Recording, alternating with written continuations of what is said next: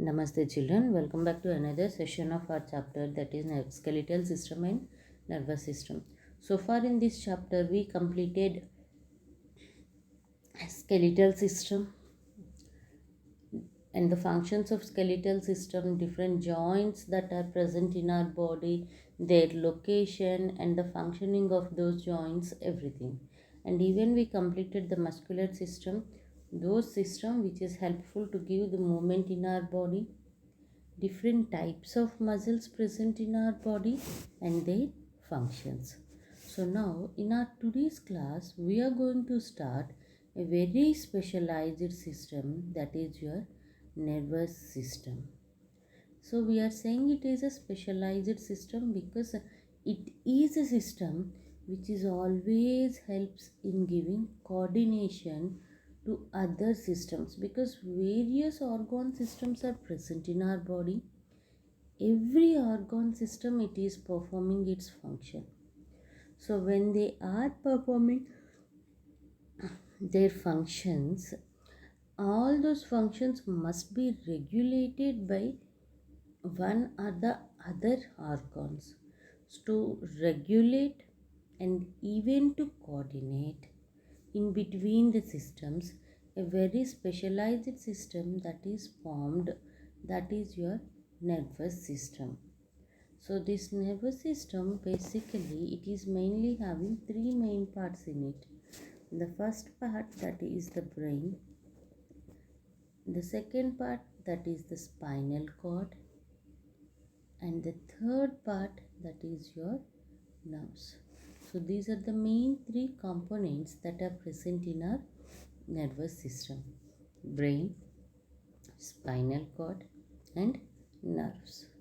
So let us start knowing about the brain. So brain, it is one of the most important organ present in our body. As it is the important organ present in our body,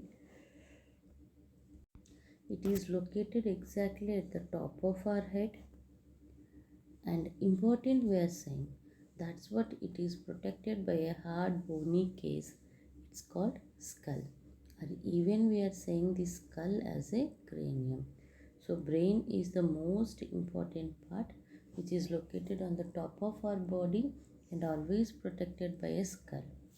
Now such a brain, if you observe clearly, it can be divided into three main parts. The entire part of the brain where you can see the grooves, foldings, all those things, this part of the brain we are calling it as a cerebrum. The majority of the brain, it is occupied by the cerebrum part. We even can say this cerebrum as a forebrain part. Then it is followed by a leafy like structure, it's called your cerebellum.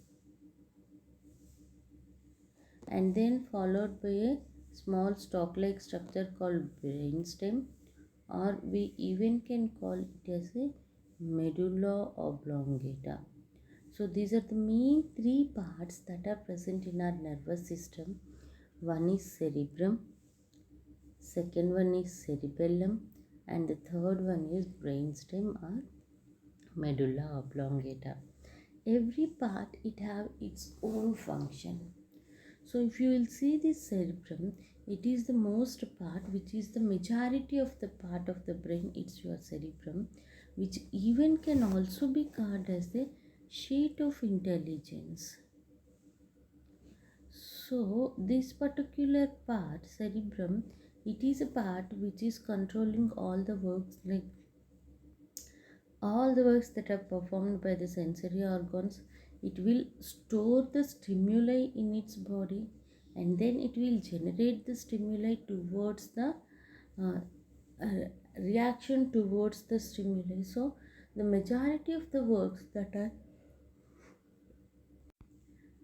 done by our body are under the control of brain. That is the part cerebellum, as it is storing, analyzing and giving a reaction towards the stimuli. Especially the voluntary actions are controlled by the cerebrum part. That's what we are calling this particular part as the sheet of intelligence. When you will observe this part very clearly, you will find that some of foldings are present and some elevations will be there. Foldings, elevations, depths and grooves. So these deep elevations and foldings of this cerebrum part will always help the brain to increase the surface area. If the surface area is increased, it can give more accommodation for number of neurons, so that and this particular part can analyze maximum stimuli. So now these foldings and the elevations are called as gyri, and these elevations, these are called as sulci. Okay, gyri and sulci, these are the foldings and elevations that are seen in the cerebrum area, which are increasing the surface area of the brain and giving an accommodation for more and more neurons. Now, as I said, it's a sheet of intelligence which is controlling all the voluntary actions that are done by our body, analyzing it, storing it. That's what it's called, your sheet of intelligence. Now, the second part of the brain, if you will see a leafy part, the small part, that is your cerebellum part.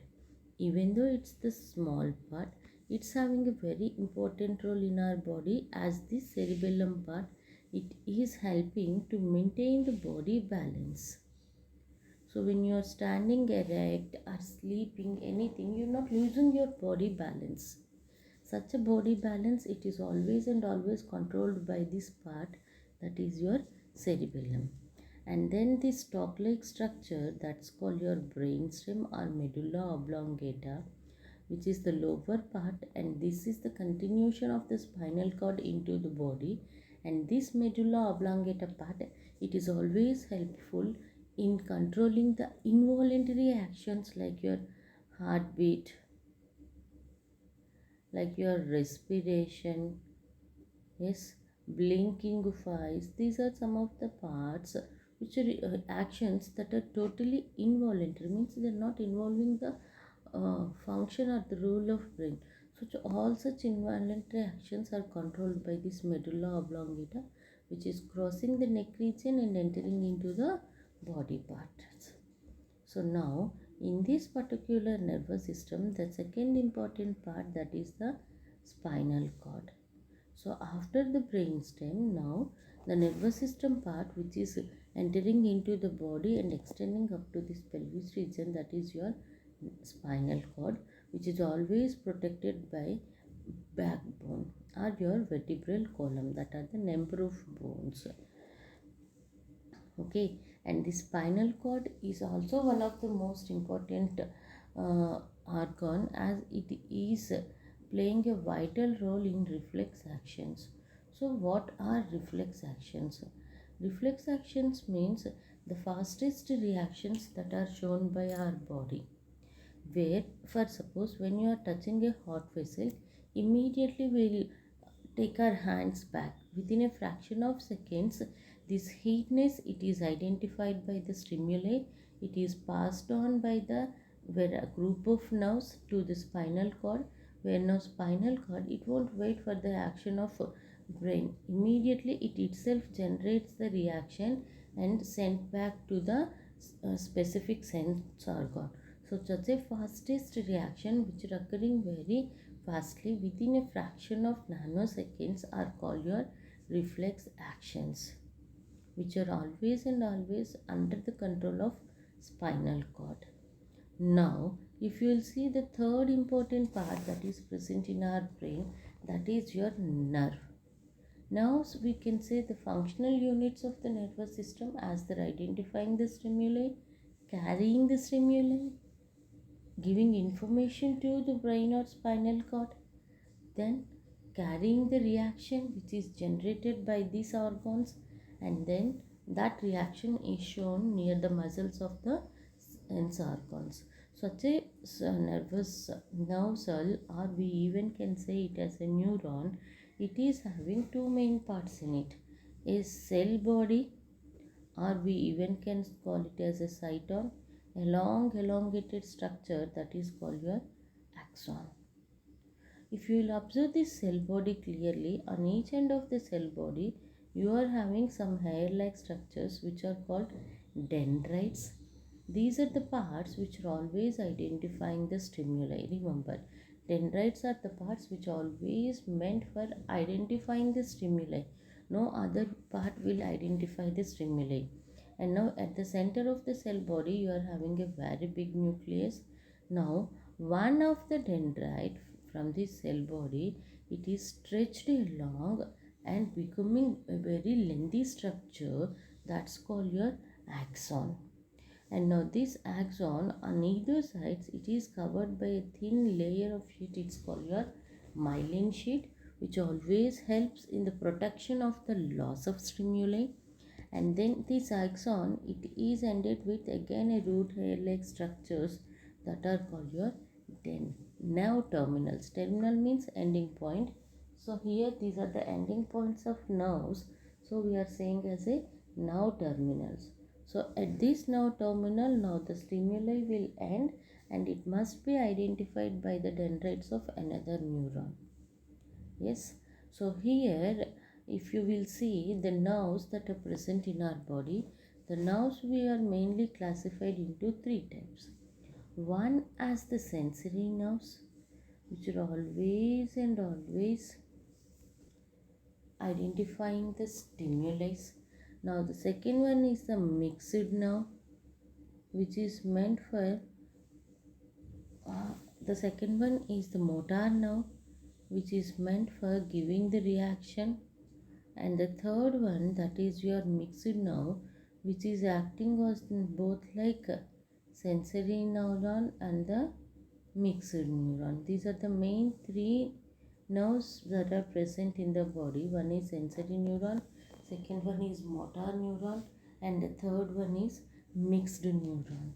Okay children, so in our next class we are going to learn about the sense organs, how the sense organs are working in our body, the different methods of protecting the sense organs and everything. Okay, thank you so much.